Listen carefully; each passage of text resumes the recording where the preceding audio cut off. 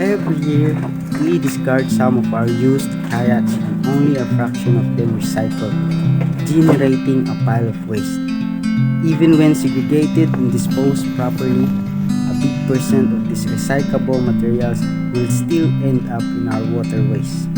While kayaks are used for eco-friendly activities during their lifetime, their end-of-life disposal could be handled better.